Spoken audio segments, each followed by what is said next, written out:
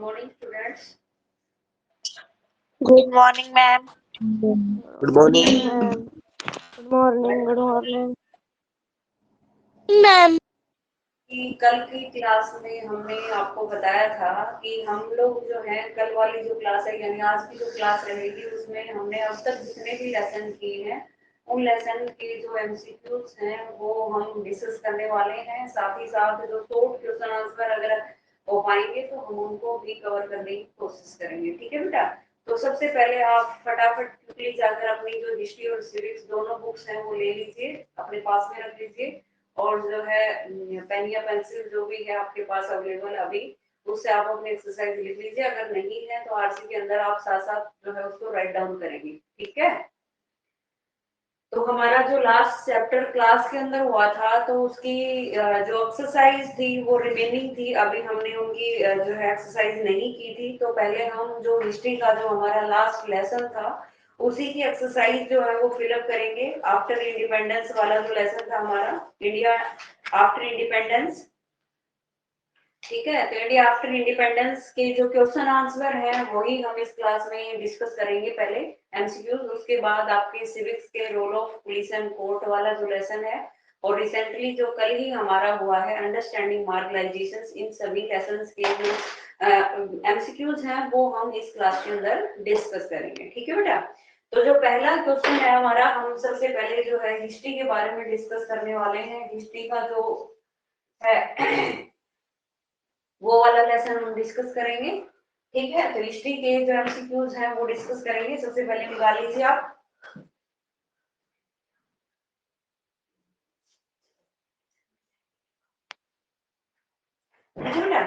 तो देखिए इसके अंदर जो पहला जो आपका क्वेश्चन इसके अंदर पूछा गया है वो है कि three presidential states creating a problem and they are joined the Indian union later, यानी जो तीन प्रेसिडेंशियल स्टेट्स थे जो एक प्रॉब्लम क्रिएट करते हैं और they join the Indian union, और जिन्होंने बाद में इंडियन यूनियन जो है इसको ज्वाइन किया था।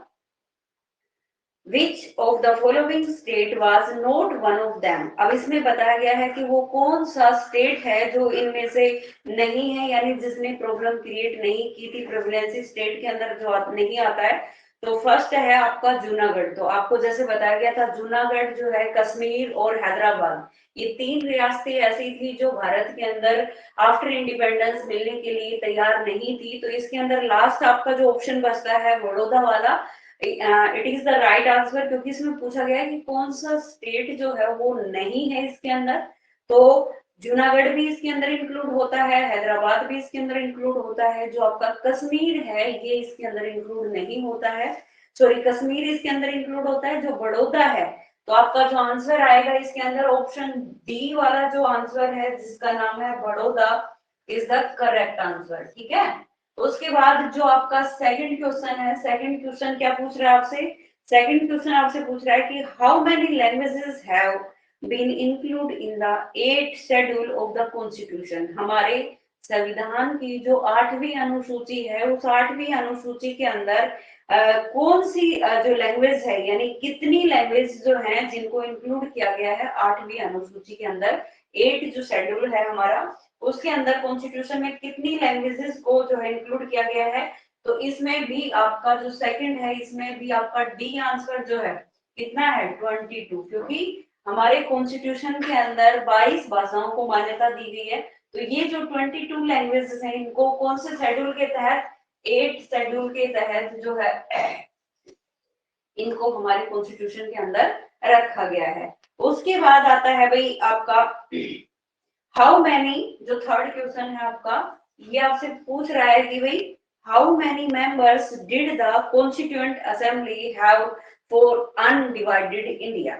यानी जब हमारे कॉन्स्टिट्यूशनल असेंबली का निर्माण किया गया था, कब किया गया था 1946, यानी हमारे इंडिपेंडेंस बनने से पहले ही हमारी कॉन्स्टिट्यूशनल जो असेंबली है इसका गठन कर दिया गया था। तो अब ये कह रहा है क्योंकि उस टाइम में हमारे जो मेंबर्स थे, जो कॉन्स्टिट्यूशन के अंदर जो मेंबर्स थे, असेंबली के अंदर जो मेंबर्स थे, उनकी अगर संख्या पूछी जाए तो वो है आपकी 385। लेकिन जब उस समय में क्या था भाई, हमारा जो ये ऑप्शन 385 देखिए कौन से में है, ये आपका बी आंसर है, ठीक है। तो 385 मेंबर्स जो थे वो इसके अंदर इंक्लूड थे, जो आपकी कॉन्स्टिट्यूशनल असेंबली है इसमें 385 मेंबर्स जो है वो इसके अंदर इंक्लूड हैं। और अगर हम पूछे ये, तो ये अनडिवाइडेड जो हमारा इंडिया है, उस अनडिवाइडेड इंडिया के अंदर ये आते हैं, ठीक है।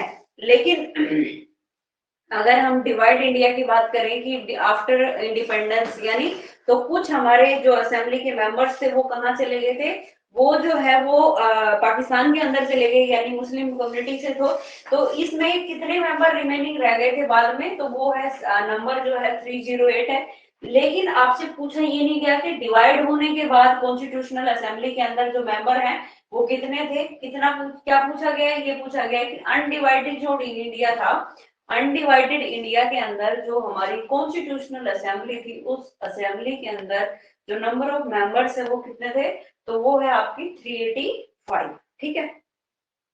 उसके बाद जो नेक्स्ट क्वेश्चन है ये आपसे पूछ रहा है, जो फोर्थ जो क्वेश्चन है आपका, फोर्थ जो क्वेश्चन है ये फर्स्ट के ही चल रहे हैं आपके। तो फोर्थ जो क्वेश्चन है इसमें पूछा गया है कि who were elected as chairman of constitutional assembly, यानी किसको चेयरमैन चुना गया था, कॉन्स्टिट्यूशनल जो हमारी असेंबली थी उस असेंबली का चेयरमैन जो था वो कौन था। तो इसमें देखिए ऑप्शन जो है B R Ambedkar, as you know very well B R Ambedkar is the chairman of drafting committee. Chairman जो थे ये थे, लेकिन किसके थे, ड्राफ्टिंग कमेटी के चेयरमैन थे। लेकिन पूछा यहाँ पर गया है कि कॉन्स्टिट्यूशनल जो हमारी असेंबली है, उस कॉन्स्टिट्यूशनल असेंबली के चेयरमैन कौन थे, तो वो थे हमारे बी आर अम्बेडकर, जो आपका ऑप्शन बी दिया हुआ है। तो बी ऑप्शन जो है वो राइट आंसर है, बी आर अम्बेडकर जो है वो राइट आंसर आएगा आपका। उसके बाद पूछा गया है भाई, When did the Constitution of India came into force? देखिए ये दोनों चीजें अलग अलग चीजें हैं। क्या बताया गया है कि हमारा जो कॉन्स्टिट्यूशन है केम इनटू फोर्स, यानी ये जो लागू हुआ ये कब हुआ। अगर हम इसकी बात करें कि ये कंप्लीट कब हो गया या कॉन्स्टिट्यूशनल असेंबली के द्वारा एक्सेप्ट कब किया गया, तो उसमें आपका आंसर चेंज हो जाएगा। तब आपका आंसर आएगा 26 ऑफ नवंबर 1949 को हमारा जो कॉन्स्टिट्यूशन है ये अडॉप्ट किया गया था। लेकिन हमने पूछा है कि ये केम इनटू फोर्स कब हुआ, यानी ये लागू कब हुआ, तो वो है आपका 26 जनवरी 1950। जो ऑप्शन आपका दिया हुआ है कौन सा, सी ऑप्शन जो इसके अंदर दिया हुआ है वो आपका जो है राइट आंसर है 26 जनवरी 1950। 1950 में जनवरी के अंदर 26 को हमने जो है हमारा कॉन्स्टिट्यूशन जो था ये लागू किया था। जैसा हमने क्लास में भी डिस्कस किया था, हमने 26 ऑफ जनवरी को ही क्यों लागू किया था, क्योंकि देखिए एक लाहौर अधिवेशन हुआ था, उस लाहौर अधिवेशन में पहली बार फुल इंडिपेंडेंस डे मनाने की जो घोषणा हुई थी वो 26 जनवरी को की गई थी कि हमारा जो है इंडिपेंडेंस, फुली इंडिपेंडेंस डे हम सेलिब्रेट करेंगे ऑन 26 जनवरी। उसी की हिस्टोरिकल महत्व को ध्यान में रखते हुए, उसके ऐतिहासिक महत्व को ध्यान में रखते हुए जो हमारे कॉन्स्टिट्यूशन के निर्माण करने वाले थे उन्होंने ये कहा कि हम हमारे कॉन्स्टिट्यूशन को लागू कब करेंगे, 26 ऑफ जनवरी को। लेकिन ये बनकर तैयार कब हो चुका था, ये 26 नवंबर को जो है 26 नवंबर 1949 को ही हमारा कॉन्स्टिट्यूशन बनकर प्रिपेयर हो चुका था, यानी एक्सेप्ट हो चुका था। लेकिन इसे केम इनटू फोर्स किया गया 26 ऑफ जनवरी 1950 को, ठीक है। उसके बाद आगे जो नेक्स्ट क्वेश्चन है हमारा, नेक्स्ट जो क्वेश्चन है इसमें पूछा गया है भाई आपका जो सेवंथ क्वेश्चन, सिक्स क्वेश्चन जो है,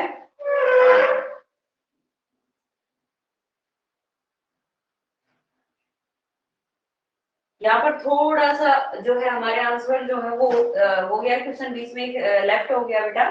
तो देखिए हमारा जो फर्स्ट क्वेश्चन था इसका आंसर आएगा बड़ौदा। सेकंड जो क्वेश्चन है इसमें पूछा गया है हमारी जो शेड्यूल जो है 8 शेड्यूल के अनुसार हमारा जो कॉन्स्टिट्यूशन है ये 22 लैंग्वेजेस को अडॉप्ट किया गया है, यहाँ तक ठीक है आपका।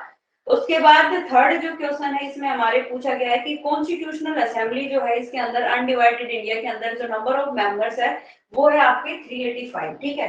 इसके बाद जो है फोर्थ जो क्वेश्चन है वो बीच में रह गया, चेयरमैन वाला जो है। चेयरमैन हमने जैसे आपको बताया था कि चेयरमैन जो थे वो राजेंद्र प्रसाद थे और ड्राफ्टिंग कमेटी के जो अध्यक्ष थे वो थे B.R. अम्बेडकर। तो ये क्वेश्चन जो है मिस हो गया आपका। तो सॉरी, इसके लिए क्वेश्चन नंबर जो 4 है इसमें पूछा गया है कि आपके चेयरमैन जो थे कॉन्स्टिट्यूशनल असेंबली के वो कौन थे। तो वो है आपका ऑप्शन जो सी है, राजेंद्र प्रसाद जो है। उसके बाद क्वेश्चन नंबर 5 में आपसे पूछा गया है, इसका जो आंसर आएगा वो B.R. अम्बेडकर आएगा, जिसमें हमने बताया था आपको कि ड्राफ्टिंग कमेटी की अगर हम बात करते हैं तो ड्राफ्टिंग कमेटी के जो अध्यक्ष हैं वो कौन रहे हैं, B.R. अम्बेडकर। जबकि हमारी कॉन्स्टिट्यूशनल जो असेंबली थी उसके अध्यक्ष कौन थे, राजेंद्र प्रसाद। ठीक है, तो इसमें आपका आएगा B.R. अम्बेडकर। उसके बाद जो 6 क्वेश्चन है इसमें पूछा गया था कि हमारा कॉन्स्टिट्यूशन जो है केम इनटू फोर्स कब हुआ। तो इसका ऑप्शन है आपका सी ऑप्शन, 26 जनवरी 1950 को। ठीक है, उसके बाद हमारा नेक्स्ट जो 7th क्वेश्चन आता है इसमें पूछा गया है कि with which country did India have a war in 1962। 1962 के अंदर कौन से कंट्री के अंदर हमारा जो वार था वो हुआ था, किसके साथ हमारा युद्ध हुआ था। तो इसमें ऑप्शन जो सी आपका दिया हुआ है, चाइना।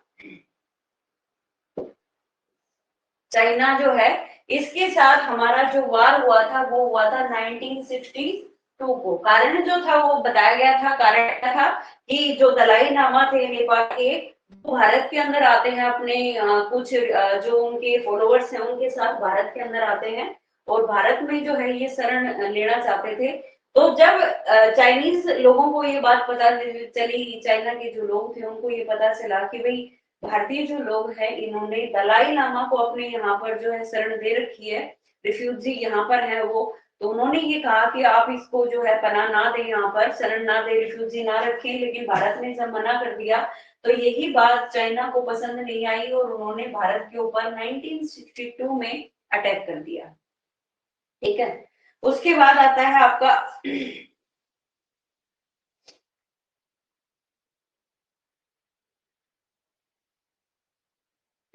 लास्ट जो क्वेश्चन है इसमें 8 जो क्वेश्चन है आपका, इसमें पूछा गया है भाई कि in which year was the Panchsheel agreement sign. Panchsheel जो एग्रीमेंट है ये कब साइन हुआ था। तो ये बेटा हुआ था 1954 के अंदर, जो आपका पंसिल सिद्धांत था ये साइन हुआ था चाइना के साथ। चाइना की जो वहां पर कम्युनिस्ट पार्टी थी उनके साथ ये साइन हुआ था। तो इसमें आपका ऑप्शन दिया हुआ है ऑप्शन डी। ठीक है, तो ये आपके एमसीक्यू से पहले जो है, पहले का जो आंसर आएगा वो आएगा बड़ौदा, सेकंड का आएगा 22 जो हमारी लैंग्वेजेस हैं जो 8 शेड्यूल के अंदर दी गई हैं। इसके अलावा 385 जो मेंबर्स हैं ये अनडिवाइडेड इंडिया के अंदर थे। राजेंद्र प्रसाद जो है ये हमारे क्या थे, चेयरमैन थे कॉन्स्टिट्यूशनल असेंबली के। और B.R. अम्बेडकर जो है ये ड्राफ्टिंग कमेटी के अध्यक्ष थे। और 26 जनवरी 1950 को हमारा जो संविधान है ये क्या हुआ था, केम इनटू फोर्स हुआ था। और इसके बाद 1962 के अंदर चाइना ने भारत के ऊपर अटैक किया था। और लास्ट क्वेश्चन है जो आपका है, पंसिल एग्रीमेंट जो एग्रीमेंट साइन हुआ था वो हुआ था 1954 को। ठीक है, इसके बाद हम बात करेंगे हमारी जो फिलअप है, फिल इन द ब्लैंक्स जो है उनके बारे में बात करेंगे। तो देखिए जो फर्स्ट फिलअप दिया हुआ है आपका,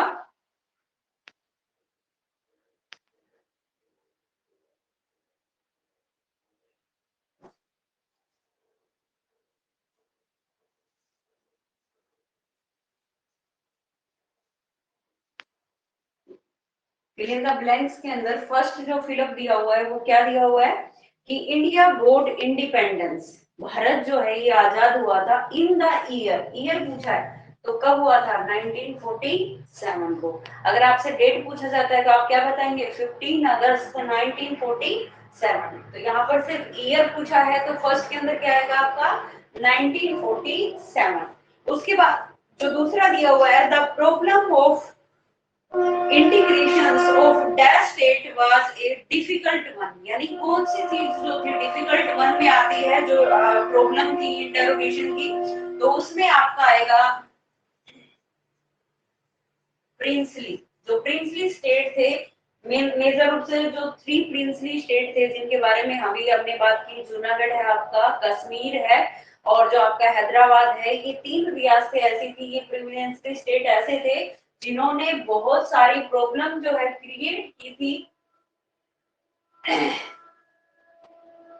उसके बाद थर्ड जो आपका है, इसमें पूछा गया है dash languages have been include in the dash schedule of the Indian constitution. हमारा जो इंडियन कॉन्स्टिट्यूशन है इसमें कितनी लैंग्वेजेस जो है उनको 8 शेड्यूल के अंदर जो है इंक्लूड किया गया था। तो इसमें आएगा आपका भी 21, क्योंकि जो हमारी नेशनल लैंग्वेज है हिंदी, ये तो पहले ही घोषित हो चुकी थी, लेकिन 8 शेड्यूल के अंदर कितनी भाषाओं को मान्यता दी गई, वो है आपका 21 लैंग्वेजेस।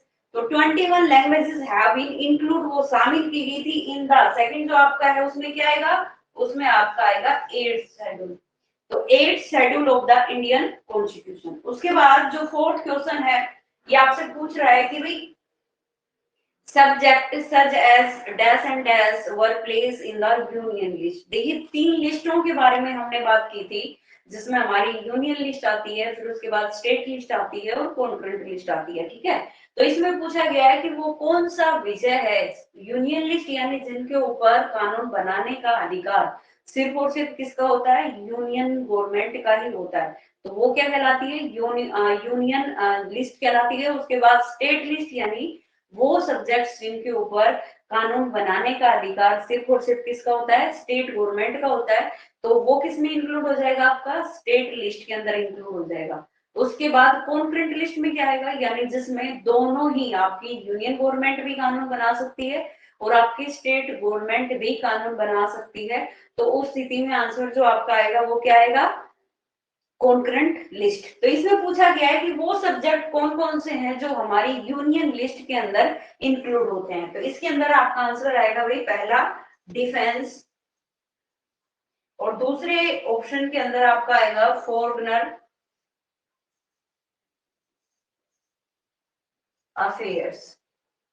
यानी डिफेंस और जो आपके फॉरेन अफेयर्स हैं, ये दोनों ही विषय कैसे हैं, ऐसे विषय हैं जिनके ऊपर कानून बनाने का जो अधिकार है वो सिर्फ और सिर्फ किसका होगा, यूनियन गवर्नमेंट का होगा। उसके बाद इसमें लास्ट जो आपका फिलअप है, इसमें पूछा गया है कि a war between India and dash took place in 1965।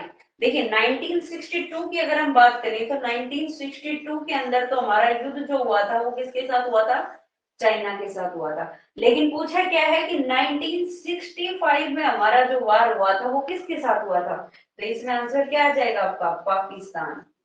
Pakistan के साथ हमारा युद्ध हुआ था। कब हुआ था भाई, ये 1965 के अंदर हुआ था, ठीक है। उसके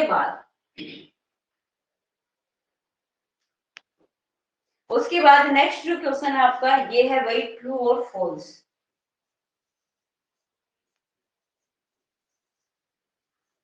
ठीक है, तो फर्स्ट जो क्वेश्चन है, फर्स्ट स्टेटमेंट जो है वो क्या कह रही है, फर्स्ट स्टेटमेंट जो है ये आपसे पूछ रही है कि the task of integration of princely states into union Indian union was completed by Sardar Patel.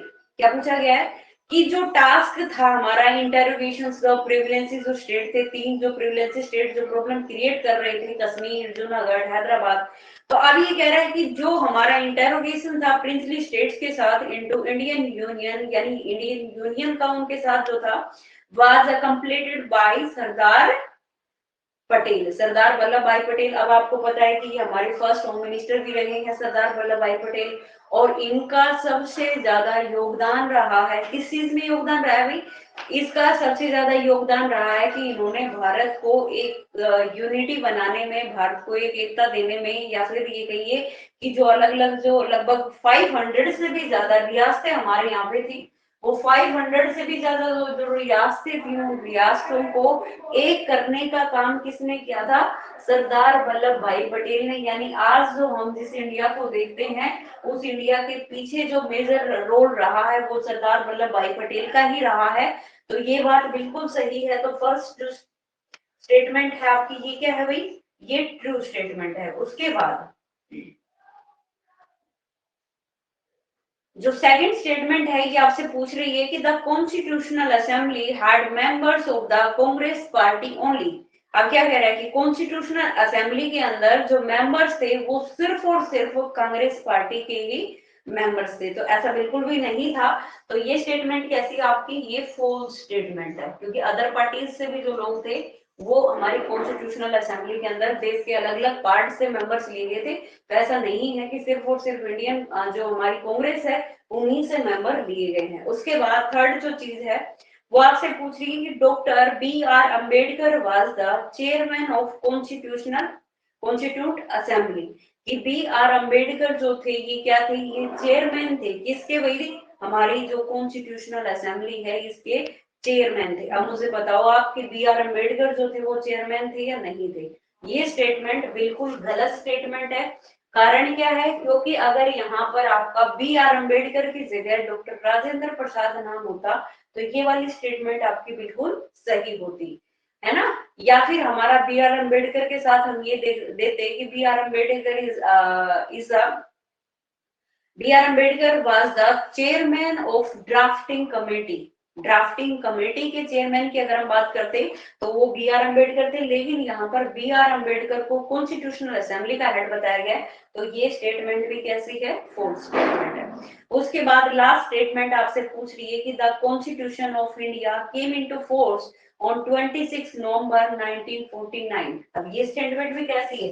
क्योंकि ये हम एमसीक्यू में पहले ही कर चुके हैं। तो ये स्टेटमेंट भी कैसी है? फॉल्स है।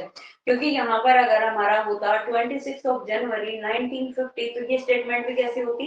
सही होती, क्योंकि हमारा कॉन्स्टिट्यूशन केम इनटू फोर्स हुआ था 26 जनवरी 1950 को, जबकि 26 नवंबर को क्या हुआ था? हमारा जो कॉन्स्टिट्यूशन है इसे एक्सेप्ट किया गया था। उसके बाद आता है भाई ये जो आपकी एक्सरसाइज है इस लेसन की वो आपकी हो चुकी है डन। इसके बाद जो आपके शॉर्ट क्वेश्चन आंसर है वो एक बार मैं यहाँ करवा के समझा देती हूँ। लॉन्ग क्वेश्चन आंसर कल समझा देंगे और इसकी जो पीडीएफ है वो आपके व्हाट्सएप पे लिख के सेंड कर देंगे, ठीक है। तो देखिए जो आपका जो शॉर्ट क्वेश्चन है लेसन नंबर जो है आपका 10,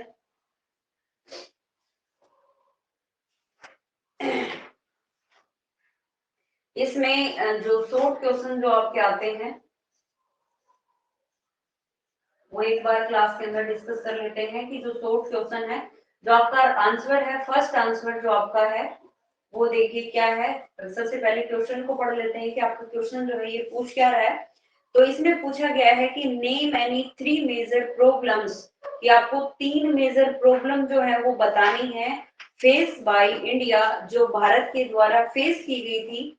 और फेस बाय इंडिया जो भारत के द्वारा क्या की गई थी? फेस की गई थी। कब?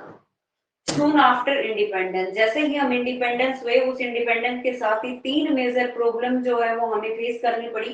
तो वो कौन कौन सी प्रॉब्लम्स है? तो इसमें लिखिए पहला जो आपका आएगा वो आएगा रिहैबिलिटेशन ऑफ रिफ्यूजी। उसके बाद है आपका इंटीग्रेशन ऑफ प्रिंसली स्टेट्स। और लास्ट इसमें आता है the question of identifying a national language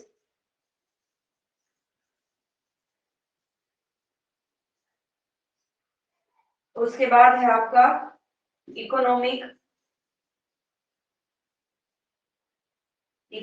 planning and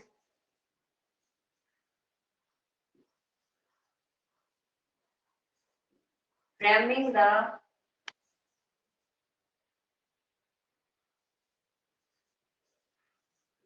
country's constitution। देखिए इसमें आपका क्वेश्चन है, ये पूछ रहा है कि नहीं मैंने थ्री मेजर प्रॉब्लम, लेकिन हम यहाँ पर थ्री प्रॉब्लम की बात नहीं कर रहे हैं, हम उन मेजर प्रॉब्लम्स की बात कर रहे हैं जो फेस की गई थी जस्ट जैसे ही हम इंडिपेंडेंट हुए। उसमें सबसे पहले आता है कि रिहैबिटेशन ऑफ रिफ्यूजी। अभी ये क्यों कहा गया है, क्योंकि आप जानते हैं कि जैसे ही इंडिया और पाकिस्तान दो अलग अलग कंट्री बने तो काफी सारे व्यक्ति ऐसे थे जो पाकिस्तान में उस टाइम लिव कर रहे थे और वो उसको छोड़कर माइग्रेट हुए इंडिया के अंदर। तो वो जो रिफ्यूजी आए थे उनको रिहैबिटेट करने की जो समस्या थी, क्योंकि उनके लिए जो है रहने की व्यवस्था भी करना, उनकी खाने की चीजें भी उनको प्रोवाइड करवाना, उनकी आजीविका का भी ध्यान रखना, काफी सारी चीजें थी जिनका सामना करना पड़ रहा था। तो रिहैबिलिटेशन ऑफ रिफ्यूजी ये सबसे मेजर प्रॉब्लम्स के अंदर इंक्लूड होती है आपकी। उसके बाद है इंटेरिगेशन ऑफ प्रीवियंस स्टेट, क्योंकि पाकिस्तान सॉरी ब्रिटिशर जो थे उन्होंने ये कह दिया था कि भाई जितने भी प्रीवियंस स्टेट है वो चाहे तो इंडिया के अंदर शामिल हो सकते हैं, चाहे तो पाकिस्तान के अंदर शामिल हो सकते हैं। तो ये उनकी इच्छा के ऊपर निर्भर करता है कि वो किसके अंदर शामिल होना चाहते हैं। तो ये भी एक कारण रहा है, ये भी एक बड़ी समस्या रही है इंटीग्रेशन ऑफ प्रीवियंस स्टेट की।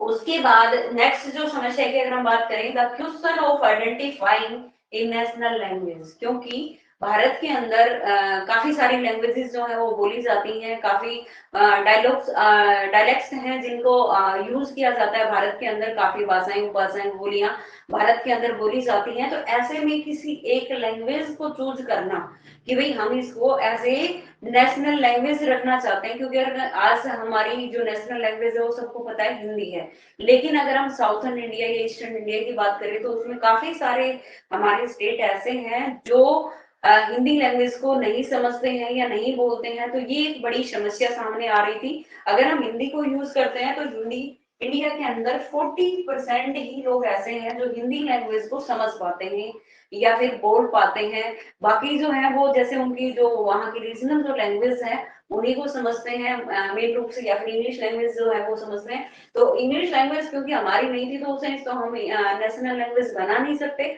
और हिंदी लैंग्वेज को जो है बनाने में काफी क्वेश्चंस जो है वो काफी प्रॉब्लम्स का सामना उनको करना पड़ा। इसके अलावा इकोनॉमिक प्लानिंग, क्योंकि देखिए जब भारत आजाद हुआ था तो उस समय हमारे पास कोई भी इतना पैसा, किसी भी फील्ड में इतना पैसा नहीं था, क्योंकि ब्रिटिशर ने हर फील्ड के अंदर, चाहे वो आपके इंडस्ट्रियल हो या फिर आपके कुटीर उद्योग हैं या कोई दूसरी चीजें हैं, हर चीज के अंदर फार्मर्स हैं उनका भी उन्होंने बहुत ज्यादा शोषण किया है। तो मतलब इकोनॉमिक रूप से हम ज्यादा डेवलप नहीं थे, और अगर हमें अपने देश को ग्रो करना है, उसे डेवलप करना है, तो उसके लिए हमारे पास इकोनॉमिक प्लानिंग का होना जरूरी है। तो उस टाइम हमारे पास ऐसी कोई इकोनॉमिक प्लानिंग जो थी वो नहीं थी। तो ये भी एक मेजर प्रॉब्लम रही है इसके पीछे। उसके बाद है फ्रेमिंग द कंट्रीज कॉन्स्टिट्यूशन, और साथ ही साथ हमें अपने देश के लिए कॉन्स्टिट्यूशन का निर्माण भी करना है। तो ये भी एक बड़ी समस्या रही कि हम अपने देश के लिए कॉन्स्टिट्यूशन का निर्माण जो है वो किस आधार पर करें, किस तरह से होगा। तो ये काफी सारी प्रॉब्लम्स हैं जिनका सामना उस टाइम इंडिया को करना पड़ा। उसके बाद जो क्वेश्चन नंबर सेकंड है ये आपसे पूछ रहा है कि भाई how was the problem of refugee solved. जैसा हमने पहली प्रॉब्लम के अंदर यही बताया है कि रिहैबिलिटेशन ऑफ रिफ्यूजी, कि रिफ्यूजी को दोबारा से सेटल करने की जो प्रॉब्लम थी ये मेजर प्रॉब्लम में काउंट होती है। तो अब जो सेकंड क्वेश्चन है वो यही आपसे पूछ रहा है कि ये जो मेजर प्रॉब्लम थी इसको सोल्व जो है वो किस तरीके से किया गया है। तो आंसर नंबर सेकंड जो है आपका वो रहेगा, लिखिए कि द प्रॉब्लम ऑफ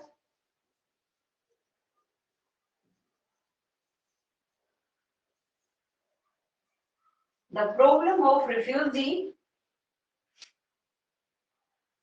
was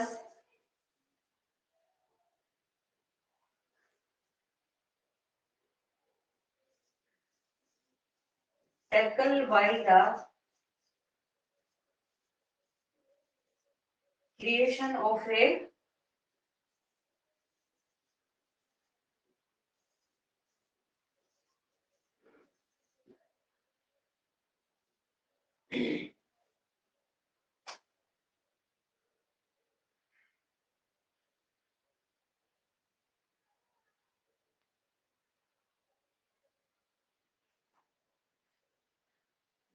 ठीक है भाई।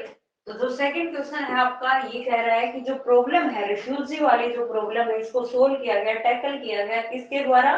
क्रिएशन ऑफ रिहैबिटेशन, उनको दोबारा से रिहैबिटेट करके का जो क्रिएशन है वो करके इस प्रॉब्लम को सोल्व किया गया था। इसके बाद जो नेक्स्ट क्वेश्चन है आपका ये पूछ रहा है कि discuss the objective of 5 year plan. जो 5 ईयर प्लान है इसके जो मेन ऑब्जेक्टिव हैं वो क्या है?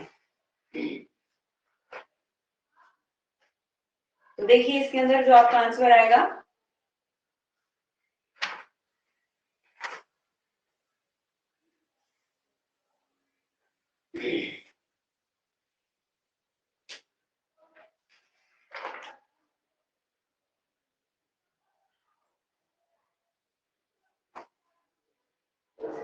देखिए 5 year plan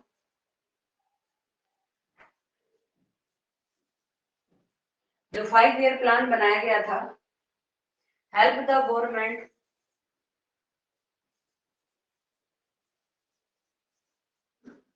5 year plan help the government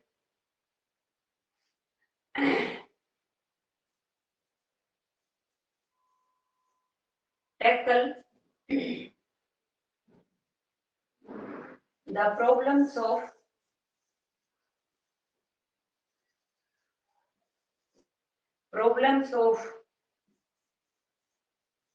poverty, unemployment and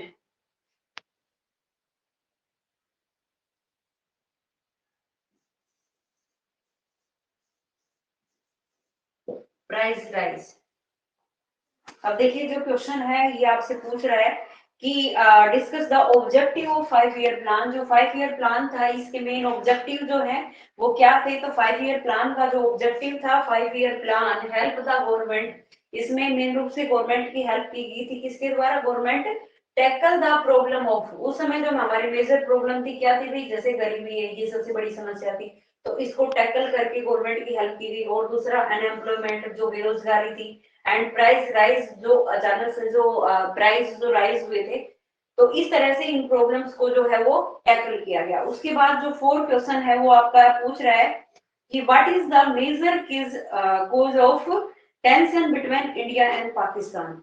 India और पाकिस्तान के बीच में जो टेंशन है उसका जो मेजर कारण है, मेन जो कारण है वो क्या है?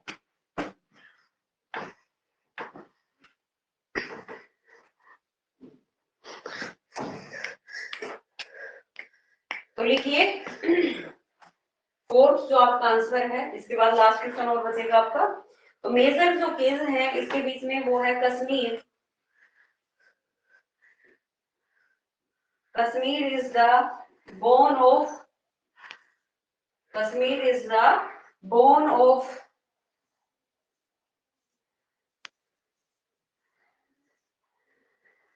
contention between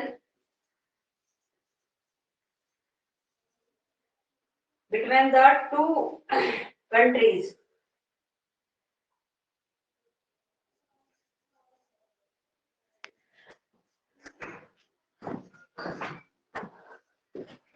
ठीक है, तो Kashmir is the bone of contention between the two countries, इन दोनों देशों के बीच में जो मेन बोन रहा है, कॉन्टेन रहा है, वो कश्मीर रहा है।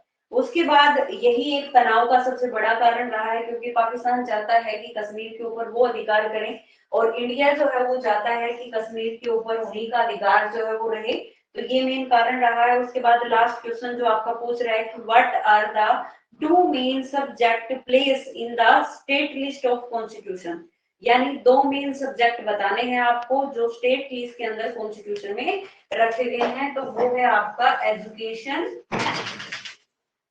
And health. क्या है? एजुकेशन और हेल्थ जो है ये दोनों ही विषय जो है हमारे स्टेट लिस्ट के विषय हैं। ठीक है, तो इस तरीके से आपके जो शॉर्ट क्वेश्चन आंसर हैं बेटा वो कंप्लीट हो गए हैं इस लेसन के। इसके अलावा जो है आपका रिमेनिंग जो है इस लेसन की एक्सरसाइज आज हमने डिस्कस कर ली, इसके शॉर्ट क्वेश्चन जो है वो हमने डिस्कस कर लिए, और जो इसके लॉन्ग क्वेश्चन आंसर हैं वो हम आपको पीडीएफ में सेंड कर देंगे, और इसके अलावा उनको क्लास के अंदर भी आपको एक बार समझा दिया जाएगा। तो आज की क्लास में इतना ही, मिलते हैं नेक्स्ट क्लास में।